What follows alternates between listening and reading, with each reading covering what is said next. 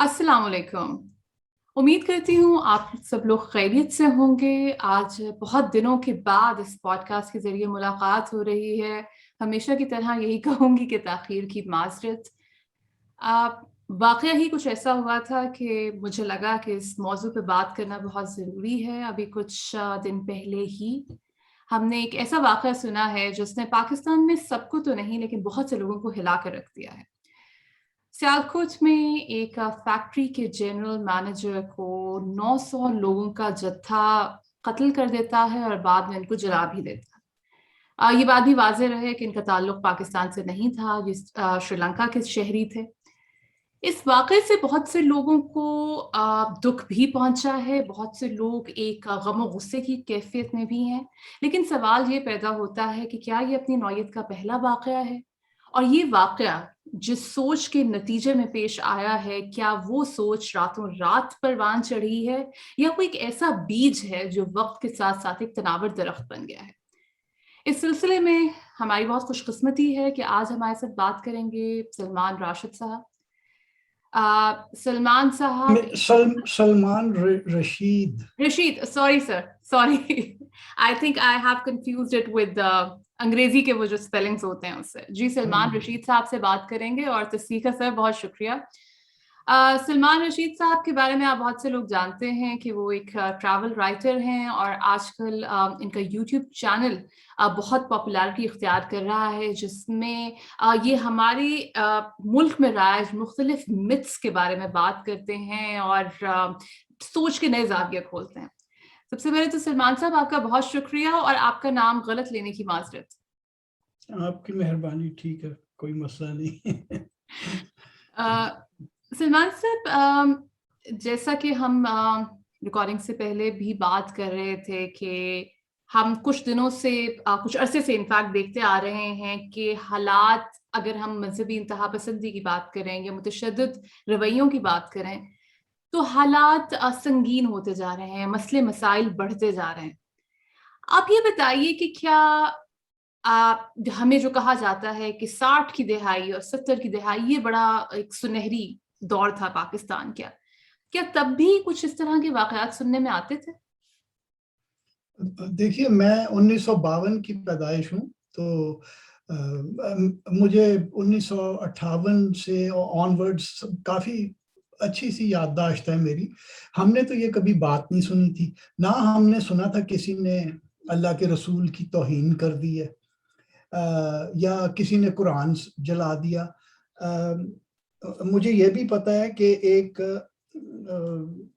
मैं डायरेक्टली तो मेरा दोस्त नहीं था, मेरे एक दोस्त का दोस्त था, गढ़ी शाह लाहौर का रहने वाला। उसके वालिद कई मौलवियों की कहीं बहस-वहस करते थे मस्जिद के मौलवियों के साथ। तो तंग आके उन्होंने कहा, यार ये तुम लोगों को बिल्कुल कुछ नहीं दीन धर्म का पता। वो इस्लाम छोड़ के ईसाई हो गए। ये 1915 नहीं, अर्ली 1960s की बात है। वो जो बंदा जिसके वालिद धर्म दीन छोड़ गए, उसका नाम जहाँ तक मुझे याद है वो शाहबाज था, और वो कहता है कि मैंने उससे पूछा कि भाई वो फिर कुछ मार-धाड़, पकड़-धकड़, कहता कुछ भी नहीं। अब हमारा आधा घर जो है वो हिंदू है, सॉरी ईसाई है, और आधा जो है वो मुसलमान है। तो ऐसी तो कोई बात नहीं थी कि जी पकड़ो, मारो, काटो, पीटो। अ, अच्छा, अब ये आपने बताया कि आप 50 की दिहाई में आपकी पैदाइश हुई है और ज़ाहिरी बात है कि जब आप थोड़े से बड़े होते हैं, थोड़ा-सा आपको शऊर आता है, तो वो बातें इंसान की याददाश्त में रह जाती हैं। बहुत से बचपन के ऐसे वाक़यात होते हैं जो आपकी याददाश्त का मुकम्मल तौर पर हिस्सा बन जाते हैं। तो जब आप बड़े हो रहे थे, आपने ये तो अपने दोस्त के वालिद साहब के बारे में बताया कि इस तरह का एक वाक़या हुआ और किसी भी किस्म का शोर बुलंद नहीं हुआ। लेकिन क्या आपने कभी सुने थे इस तरह के वाक़यात? जैसे सुनने में नहीं, आता हमने है, आपने ना देखे हों? नहीं, ना ना देखे और ना कभी सुने थे कि किसी ने कहा कि जी वो फलां ने ये तौहीन कर दी है और उन्होंने जाके उसको मार दिया। ऐसा बिल्कुल कुछ नहीं था। सलमान ये साहब, अगर आप हमें बताएँ उस वक़्त के लाहौर के बारे में। اس وقت کا لاہور تو جو تھا نا وہ بڑا مزاحیہ سا لاہور تھا. ایک تو یہ کہ میں آپ کو ایک چھوٹا سا واقعہ سنا دوں کہ ٹورنٹن مارکیٹ کے برانڈے میں ہم دو دوست کھڑے تھے, 1968 کی بات ہے. تو میرا دوست کہتا ہے, سپٹمبر کے دن تھے, تو میرا دوست کہتا ہے, اس زمانے میں بارشیں بھی بڑی اچھی ہوا کرتی تھیں, وہ کہتا ہے یار گرمی کا زور لگتا ہے ٹوٹ گیا. ایک بندہ گزر رہا تھا, وہ رکا, مڑا, واپس آیا, موٹی موٹی آنکھیں کھول کے کہتا ہے آہو ٹوٹ گیا, 2 ٹوٹے ہویا 2, اور راوی دے پار پیا, میں ہنے ویخ کے آ رہا. وہ کہہ کے چلا گیا. اس زمانے کے لاہور کے لوگ تو اس طرح کے تھے. تو کوئی مطلب آپ اگر کسی سے راہ چلتے ہوئے مذاق کر دیا کرتے تھے نا, وہ ایک خاص لاہور کا مزاج تھا کہ اگر آپ نے کسی کو جاتے جاتے کچھ مذاقن کہہ دیا تو وہ بھی آگے سے کوئی جگت ہی مارتا تھا. جو باہر سے لوگ آئے نا, گاؤں سے لوگ آئے, جن کو لاہور کا مزاج کا نہیں پتا تھا, انہوں نے آ کے اپنا مزاج جو دیہاتی ٹائپ کا تھا وہ لاہور پہ مسلط کر دیا. اور افسوس کی بات یہ ہے کہ لاہوریوں نے ریزسٹ ہی نہیں کیا, لاہوری اسی میں گھل مل گئے. اب بہت کوئی نادر سی بات ہی ہوتی ہے کہ کوئی بندہ آپ کو مل جائے اور وہ لاہوریوں کو آپ پہچان لیتے ہیں اس کے ریاکشن سے. میں تو پہچان لیتا ہوں کہ یہ اصلی لاہوری ہے. تو باقی لاہور بس جو باہر سے آنے والے تھے, وہ میں ہمیشہ کہتا ہوں کہ پاکستان میں اربنائزیشن نہیں ہو رہی, پاکستان کے شہر رورلائز ہو رہے ہیں. جیسے کراچی رورلائز ہوا, لاہور تو بالکل رورلائز ہو گیا نا, بالکل پینٹو بن گیا. مطلب وہ گاؤں سے آ گئے. اگر کسی کے باپ کے پاس 1 ایکڑ زمین تھی یا دادے کے پاس, تو جب 4 بیٹے اس کے, پھر اس کے 6 بیٹے ہر ایک کے, تو کرتے کرتے ایک پہلی ایک رہ گئی ہر ایک کے پاس. وہ بیچ کے آ کے یہاں 2 مرلے کے کوارٹر ڈال لیے اور مزدوریاں کرنی شروع کر دی. تو وہ اپنے ساتھ ایک مزاج بھی وہی لے کے آئے, جو کہ جس میں تھوڑی سی فرسٹریشن بھی ہے, کیونکہ باپوں سے تو سنتے آئے تھے کہ جی پیچھے تے ساڈے کول تے ایک قلعہ سی زمین دا, اور ادھر آ کے ہم اپنی یاد میں ان کے ایک پہلی ہے جس میں سے مشکل سے 10 کلو کنک نکلتی تھی سال کی. تو وہ پھر ایک فرسٹریشن بھی ہے, تو وہ آ کے انہوں نے لاہور کے مزاج کے اوپر وہ تھوپ دی ہے. تو سلمان صاحب, یہ آپ کو کیا یہ لگتا ہے کہ جو پنجاب کے شہر, جو پنجاب کے چھوٹے شہر ہیں یا پنجاب کے گاؤں ہیں, اور کیا ان میں اس طرح کا ماحول تھا پرانے وقتوں میں کہ ایک مذہبی انتہا پسندی نظر آئے, یہ تشدد نظر آئے؟ نہیں, کیونکہ میں 16 سال کی عمر سے نا گھومنا پھرنا میں نے شروع کر دیا تھا. میرے نانا یہاں میاں چنو میں رہتے تھے, میں ان کے پاس بہت جایا کرتا تھا. میں وہاں بھی, اور میں نا ایک شیطان سا نوجوان تھا. میں ایسے ہی جسے ہم کہتے ہیں نا پنجابی میں پنگے لینے کا بڑا شوق تھا. تو میں الٹی سیدھی حرکتیں کافی کرتا تھا. یہ نہیں کہ میں کوئی مذہب کے خلاف کوئی حرکت کرتا تھا یا کسی بھی قسم, لوگ اسے ان گڈ فیتھ لیا کرتے تھے میری شرارت کو. کبھی کسی نے ہمیں وہ اس طرح سے کوئی غصہ اور یہ جو انتہا کا غصہ کسی نے دکھایا نہیں. لائل پور فیصل آباد میں ایک بار ایک صاحب نے تھوڑا سا غصہ دکھایا. میں نے میرے دوست نے ان سے رستہ پوچھا, انہوں نے کہا سان نہیں پتا. میں کہا تو انہوں انکوائری آفس سمجھایا, تو انہوں نے میں نے کہا سائیکل دوڑا دے. سائیکل پہ ہم جا رہے تھے, میں پیچھے کیریئر پہ بیٹھا ہوا تھا, تو میں کہا سائیکل دوڑا دے. تو وہ کیونکہ ان بندوں نے نا ذرا غصے کا اظہار کیا, ادھر دسی انکوائری آفس. یہ لیکن اس طرح کہیں نہیں تھا جی. ہم نے تو کبھی سنا ہی نہیں تھا کہ کسی نے کسی کو اس لیے قتل کر دیا کہ انہوں نے کوئی توہین کر دی, اور نہ کوئی توہین کرتا تھا. یہ تو اب آپ آ کے دیکھ رہے ہیں کہ جی وہ توہین کم ہوتی ہے, وہ تو پرسنل سکورز سیٹل کیے جا رہے ہوتے ہیں. پیچھے ایک سمن آباد لاہور کا کیس مجھے یاد ہے, 4-5 سال پرانا کیس ہے. پراپرٹی کا چکر تھا, اور جس کی پراپرٹی ہتھیانی تھی اس کے اوپر انہوں نے توہین, پتہ نہیں قرآن کے ساتھ کچھ بے حرمتی کرنے کا یا کیا لگا کے, تو اس کو جیل کرا دی, پراپرٹی ہڑپ کر لی. تو آپ یہ کہہ رہے ہیں کہ جب آپ اپنی نومری میں تھے، آپ بہت شرارتیں کرتے تھے اور زیادہ تر لوگ آپ کی ان شرارتوں کو انجوائے کرتے تھے، آپ کی ان باتوں سے محظوظ ہوتے تھے بجائے اس کے کہ آپ پر غصہ کریں۔ جی کبھی آپ نے اپنے بچپن میں کبھی آپ نے ایسا محسوس کیا کہ آپ کے والدین نے آپ کو کبھی اس طرح کی بات سے روکا؟ کیونکہ اگر ہم پرانے لاہور کی بات کریں تو یہ تھا کہ ایک بڑا ملٹی کلچرل لاہور تھا اس وقت، اور مختلف مذاہب کے لوگ بھی ہوتے تھے جو کہ اب ہمیں اس طرح لاہور میں نظر نہیں آتے۔ تو کیا کبھی کچھ اس طرح کی بات ہوئی تھی کہ والدین نے کہا ہو کہ بھئی تم بہت مذاق کرتے ہو، سوچ سمجھ کے بات کیا کرو، جس طرح آج کل بچوں کو کہا جاتا ہے؟ نہیں، ایک تو ماں باپ میرے ذرا، ابو تو خیر بہت ہی اسٹرکٹ تھے، ان کے سامنے تو ہم کبھی الٹی سیدھی بات نہیں کیا کرتے تھے، لیکن جیسے اگر کبھی شکایت کسی نے آ کے لگا دی، اور شکایت کیا لگائی کہ وہ کہیں کار پہ ہم 3 دوست گھر سے نکل رہے تھے تو وہ ہمسایوں کی لڑکی باہر بیٹھی دھوپ سیک رہی تھی، میں نے کہا روکو روک، میں نے اسے کہا آ جاؤ تمہیں بھی لے چلیں، اس نے آ کے میرے گھر میں بتا دیا۔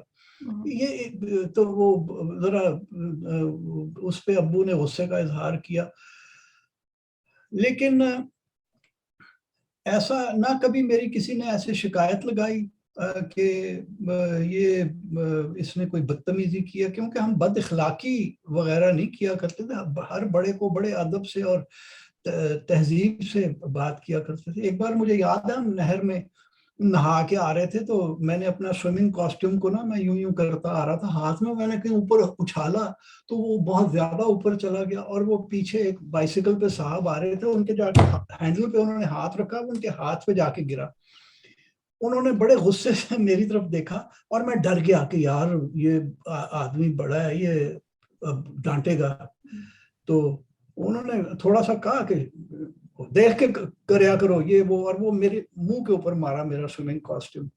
تو اس طرح کا ہوتا تھا، کوئی دہشت اور یہ نہیں تھی کبھی بھی لاہور میں۔ اب تو باہر آپ نکل کے کسی سے بات کرتے ہوئے ڈرتے ہیں، یعنی میں اب 70 کا ہونے والا ہوں، 2 مہینے میں 70 کا ہو جاؤں گا، مجھے سارے حاجی صاحب کہتے ہیں، یہ جو پھل والے ہیں، یہ اب ایک نا وہ ٹرینڈ ہے کہ آپ حاجی صاحب کہیں۔ میں نے ایک سے پوچھا، کہتا جی لوگ کی خوش ہوتے ہیں نا، تو میں نے ایک بار تقریر کی کہ یہ دیکھو ایسے یہ حاجی نہ کہا کرو، تمہیں تو نہیں پتا کہ دوسرے نے کیا ہوا ہے، اور یہ کوئی ایسی کوئی سنت، اللہ کے رسول نے بھی حج کیے لیکن کبھی حاجی نہیں کہلوائے۔ تو میں نے کہا کہ یہ کدھر سے ہم نے پکڑ لیا یار، عبادت اپنے لیے ہوتی ہے، اس کو اس کی وہ تشہیر نہیں کی جاتی کہ جی یہ جو ہم نے اب طریقے پکڑے ہوئے۔ تو ایک کچھ ایسا ہوا کہ مجھے لگا کہ یہ اس کو ہی بلاسفیمی سمجھ لے گا جو میں کہہ رہا ہوں۔ اب یہ ریسنٹ بات ہے، ابھی سال بھی نہیں ہوا اس بات کو، تو لیکن نہیں ہوا نہیں۔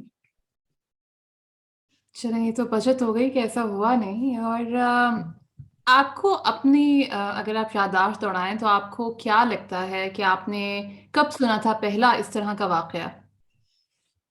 دیکھیے ضیاء کے زمانے میں میں فوج میں تھا، اور ضیاء کے زمانے کا 1-1.5 سال کا مارشل لاء میں نے بھی دیکھا، اور اس میں میں نے نوکری بھی کی مارشل لاء کمپلینٹ سیل میں، اور اسی میں دوران میں نے استعفیٰ دے دیا اور میں فوج سے نکل گیا۔ 1978 میں میں کراچی، فوج سے نکلنے کے بعد میں کراچی جا رہا تھا، پیسے ویسے تو تھے کوئی نہیں، تو وہ 3rd کلاس میں جا رہا تھا، تو ٹوائلٹ میں گیا تو میں نے زندگی میں پہلی بار ایک فقرہ پڑھا، شیعہ کافر کافر شیعہ کافر، وہ ٹوائلٹ میں لکھا ہوا تھا موٹے مارکر کے ساتھ، اور میں کتنی دیر وہ دیکھتا رہا کہ ہیں یہ کب سے ہو گیا، وہ بات ہی میری سمجھ سے باہر تھی۔ یہ پہلی بار میں نے دیکھا اور مجھے بڑا سٹرائک کیا یہ کہ یہ کیسے ہو گیا، حالانکہ میں شیعہ نہیں ہوں کہ مجھے وہ اس طرح سے سٹرائک کرتا، میں بڑا، میرے ماں باپ بڑے کٹر قسم کے حنفی سنی اور وہابی، بریلوی بھی نہیں وہابی، تو لیکن وہ مجھے بڑا عجیب لگا، یہ میں نے پہلی بار دیکھا کہ مذہب کے اوپر کسی کے اندر نفرت ہے دوسرے کے لیے مذہب کے حوالے سے۔ اور دوسری چیز، میں تب کراچی میں رہتا تھا، لاہور آیا ہوا تھا 1987 کی بات ہے, فیبرری میں, بادشاہی مسجد کے اندر. دیکھیے ضیاء جو تھا نا وہ بہت ایک غلط قسم کا آدمی تھا, اور کئی کام اس نے کروائے صرف یہ مذہبی جنونیت بڑھانے کے لیے. وہابیوں کی ایک کانفرنس تھی, رسول اللہ کانفرنس, اور ان کی جو تھی بریلویوں کی وہ تھی یا رسول اللہ کانفرنس. ایک بادشاہی مسجد کے باہر جو حضوری باغ ہے اس میں ہونی تھی, ایک بادشاہی مسجد کے اندر ہونی تھی. اب مجھے یہ نہیں یاد اندر کس کی تھی باہر کس کی تھی, اور ہر ایک نے اپنے وہ بینر, اب اس وقت تو یہ فلیکس سائن ایجاد نہیں ہوئے تھے, تو کاغذ گتے کے بینر بنا کے لے کے آئے ہوئے تھے وہ لوگ, یا رسول اللہ اور رسول اللہ کانفرنس کا. آپ یقین کریں کہ دنگا ہو گیا اور مار دھاڑ ہوئی, اور وہ جو اب ایک مسلمان دوسرے مسلمان کو مار رہا ہے کیونکہ فقہ کا ضرورت تھوڑا سا فرق ہے جی.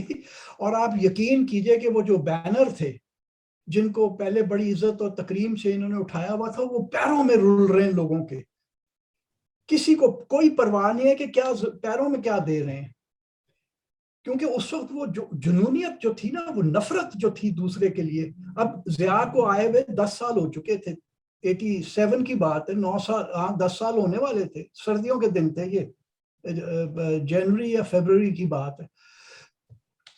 تو یہ دوسرا نمونہ میں نے دیکھا. میں کراچی سے آیا ہوا تھا, یہ دوسرا نمونہ. میں تو وہاں کچھ اور کرنے گیا تھا, مجھے نہیں پتا تھا کانفرنس ہو رہی ہے, وہ تو یہ یا دونوں کی اپنی اپنی کانفرنسز ہونی ہیں. تو وہ جب دنگا شروع ہوا تو میں شاہی قلعے سے باہر آ رہا تھا, تو میں نے کہا جا کے دیکھا تو یہ حال ہو رہا تھا. تو میں انہیں کہوں کہ بھائی بینر تو نیچے سے اٹھا لو یار, پھر ایک دوجے نو مار لینا. لیکن نہیں, وہ نفرت میں لوگ پاگل ہو جاتے ہیں بالکل. اب یہ شروع ہو چکا تھا اس وقت, ضیاء نے شروع کرا دیا تھا. سلمان صاحب, جو آپ نے بات کی جنرل ضیاء الحق کے دور میں جس طریقے سے پولرائزیشن بڑھی پاکستان میں, اور آپ بتا رہے ہیں کہ آپ کی یادداشت میں یہ آتا ہے کہ جب ان کا وقت آیا تب یہ اس طرح کے واقعات آپ نے دیکھنا شروع کیا کہ شیعہ کافر اور اس طرح کی چیزیں لکھی ہوئی ہیں. تو کیا ذوالفقار علی بھٹو کے دور میں بھی اس طرح کے مسائل کا آغاز ہو چکا تھا, کیونکہ اس وقت بھی ریلیجس پارٹیز تو خاصی اسٹرانگ تھیں, انہوں نے ان کی حکومت کو بھی جس طریقے سے چیلنجز کا سامنا کیا تھا, اور ہم دیکھتے ہیں کہ بھٹو صاحب نے بھی ان کو اپیز کرنے کے لیے کچھ جس طرح آئین میں جس طرح یہ احمدیوں سے متعلق اور مختلف کلازز ایڈ کی تھیں, تو کیا تب بھی مسئلے تھے کچھ اس طرح کے؟ میرے سامنے تو کوئی نہیں تھا, میری یاد میں ایسا کچھ نہیں ہے جی. وہ حالانکہ بھٹو نے احمدیوں کو کیا اقلیت قرار دے دیا, لیکن ہم نے تو کوئی نفرت نہیں دیکھی تھی. جہاں تک مجھے یاد ہے اس وقت احمدیوں کی مسجد کو مسجد ہی کہا جاتا تھا, ان کی عبادت گاہ کو.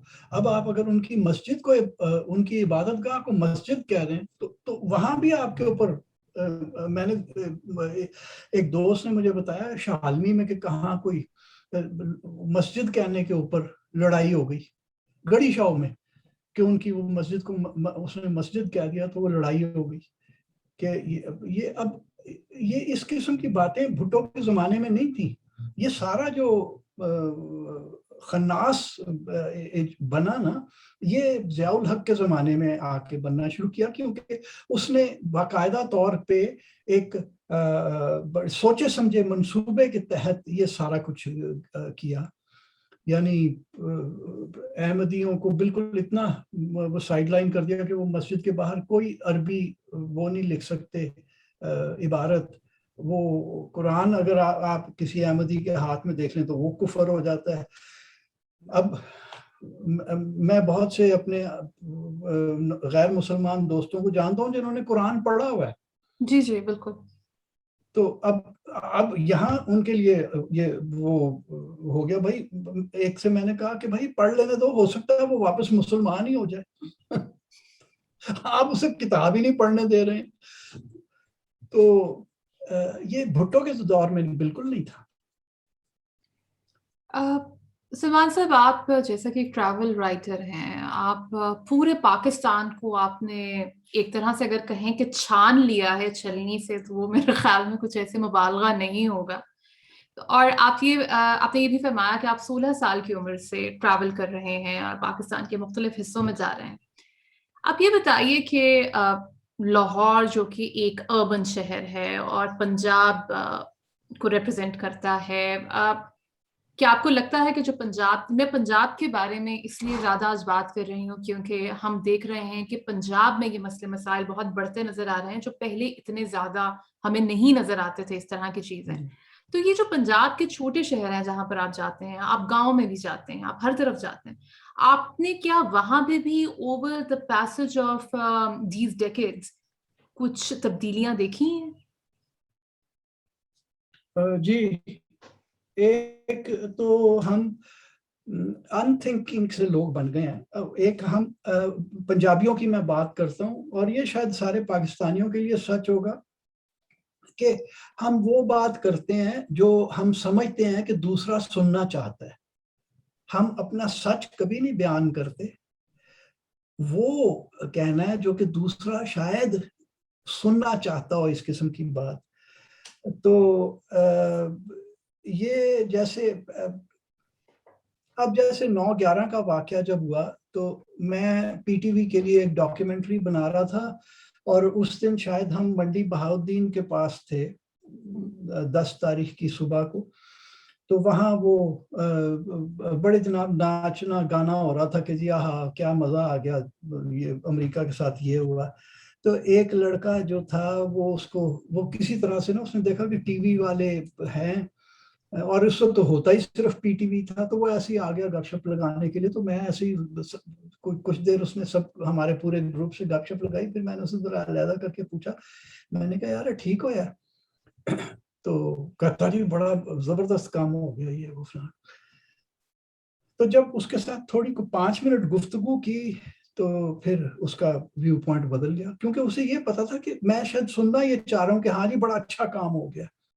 तो उसका व्यू पॉइंट बदल गया, कहता हाँ नहीं जी ਉਹਨਾਂ 3000 ਜਿਹੜੇ ਉੱਥੇ ਬੰਦੇ मर गए ਉਹਨਾਂ ਦਾ उसको तो खैर नहीं पता था 3000 मर गए कि जी बहुत बंदा मर गया, उनका क्या कसूर था, उन्होंने तो नहीं कुछ भी किया था, वो तो बेचारे अपनी रोजी रोटी कमा रहे थे। और तो आप यकीन करें कि मैंने उसे कहा यार वो मेरा एक दोस्त है अमेरिकन एम्बेसी में, वो वीजे देता है, तुझे चाहिए अमेरिका जाना है? फौरन राजी हो गया। तो पंजाबी जो हैं हम शायद तशद्दुद पसंद खसलतन बाकियों से ज़्यादा हैं, सिंधियों से या बलोचों से। बलोच तो बलोचों को भी हमने ख़राब किया ना 2006 में जब सरदार नवाब अकबर खान भुट्टी साहब का वो बड़ा गलत किस्म का कत्ल किया गया, तो वो बलोच बिगड़ गए। पहले भी हमसे नाराज तो थे कई बातों के ऊपर, लेकिन इतनी कोई मुसीबत नहीं थी। अब मैं एक पंजाबी की हैसियत से बलोचिस्तान में कहीं अकेला नहीं घूम सकता जैसे मैं कभी घूमा करता था। अच्छा। लेकिन हाँ, सिंधी जो थे, जो कि हम हमेशा से समझते थे कि वो बड़े सूफी टाइप लोग हैं और हैं, तो उनके अंदर भी अब तशद्दुद बढ़ता जा रहा है। यानी जैसे पहले कभी नहीं था। मेरे सिंध के हिंदू दोस्त हैं मेरे, ये बातें पहले नहीं सुनी थी, लेकिन एक बार मैं ठट्ठा में था तो वहाँ मुझे दोस्तों ने बताया कि जी ये एक रेस्टोरेंट वाले ने, ढाबा से है, उसने पता नहीं उसे कैसे, कोई मुंह पे तो नहीं लिखा होता कि हम हिंदू हैं या मुसलमान हैं, कोई गरीब हिंदू ने रोटी खा ली, उसने प्लेट तोड़ दी और उससे पैसे लिए प्लेट के। तो अब ये सिंधियों में ये बात कभी भी नहीं थी पहले, सदियों से वहां पे सारे ही रह रहे थे। तो पंजाबी जो हैं, क्योंकि वो हमारा हीरो है गाजी इल्मदीन शहीद, वो भी तो हम में से ही था पंजाबी। उसने बहुत 100 साल ही होने वाले हैं जब उसने वो कत्ल कर दिया किताब लिखने वाले को। तो हमारे अंदर टेंडेंसी थी शायद इस तरफ जाने की ज्यादा। सलमान साहब, आपने एक बड़ा अच्छा हमें ओवरव्यू दिया है कि किस तरीके से पहले क्या था, फिर बीच में जो एक फेज आया वो क्या था, और जो अब का है वो तो हम सबके सामने ही है। आपको as a researcher, as someone who is so well traveled and has such an in-depth knowledge of the entire country, not just one particular province where you're living, आपको क्या लगता है कि हमारे रवैयों में बढ़ने वाले तशद्दुद और इंतहा पसंदी की वजह क्या है? क्या ये हमारे मुआशी हालात हैं? क्या ये हमारे सियासी हालात हैं? या हैं ही ऐसे? ये दोनों चीजें भी होंगी. मुआशी हालात फ्रस्ट्रेशन का वो होते हैं, फिर और फ्रस्ट्रेशन सियासी हालात अगर आपके साजगार ना हो, आप मुल्क को नीचे से नीचे ही जाता देख रहे हो, हर अगला नया लीडर जो आता है तो वो पहले से ज्यादा निकम्मा नजर आता है. लेकिन मैं आपको ये बात बता दूं कि ये जो ज़िया ने जब ये सारे कवानीन बनाए और फिर जो रियासत ने जो रोल खेला ना इसके अंदर, कि उन्होंने अगर किसी ने कत्ल कर दिया, आप मुझे बताइए कि अब ये बड़ी बातें कर रहे हैं कि हम ऐसा कर देंगे, हम वैसा कर देंगे, ये इतने बंदे हमने पकड़ लिए. आप 15 दिन के बाद देखिए ये सब बेचारा वो गरीब मारा गया श्रीलंकन, ये सब भूल जाएगा और कुछ भी नहीं होगा. ये सारे बंदे इसी तरह आजाद फिरेंगे. तो ये जो रियासत ने जो काम किया ना, वो सबसे जहरीला काम ये था कि रियासत ने कभी भी किसी को पकड़ा नहीं. जिसने जाके कत्ल करना चाहा कि जी उसने तौहीन किया, वो जाके कत्ल कर दिया, रियासत ने उनको छोड़ दिया. बल्कि छोड़ क्या दिया, उनके पीछे ही नहीं गए, अगले अपना काम करके आगे बढ़ गए. तो आपका सवाल क्या था? यही था जी कि अब वजूहात की हम पे बात कर रहे थे ना कि क्या वजह है इस रवैये. ओके. तो वजह जो मेजर वजह है ना, बाकी दो तो हैं वो मुआशी और सियासी, लेकिन जो मेजर वजह है वो ये है कि हर एक को पता है कि जी मैं अगर इसको मजहब के नाम पे कत्ल करूंगा तो मैं हीरो माना जाऊंगा. ये सबसे बड़ी वजह है. और जो एक ये वाली भी एक हमें एक नजर आती है इस वाकये में, हमें हर्ड मेंटालिटी भी नजर आती है कि आप एक रेवड़ की तरह, आपको नहीं पता कि आगे क्या हो रहा है. मतलब मिसाल के तौर पर अगर ये 900 लोग जिन्होंने इकट्ठे होकर इस शख्स को तशद्दुद का निशाना बनाया, क्या इन सबको इल्म होगा कि क्या हो रहा है इस वक्त? क्या आपको लगता है कि हर्ड मेंटालिटी भी क्योंकि हमारी इनफरादी सोच तो खत्म हो गई है, सोचने समझने का तो कुछ है ही नहीं, रहा ही नहीं अब, तो क्या ये भी हो सकता है कि क्योंकि हम पीछे चल पड़ते हैं एक बंदे के? वो तो है, हम अनथिंकिंग लोग हैं ना. मेरी YouTube चैनल पे एक एपिसोड का टाइटल है सोचना मना है. तो हमने सोचना तो है ही नहीं. वो किसी ने कुछ कहा, हमने पीछे लग जाना है कि बस ये ठीक है. बिल्कुल हर्ड मेंटालिटी है. और तालीम ना होने की वजह से मैं तो समझता हूँ कि ये हमारी ये मेंटालिटी बन गई है.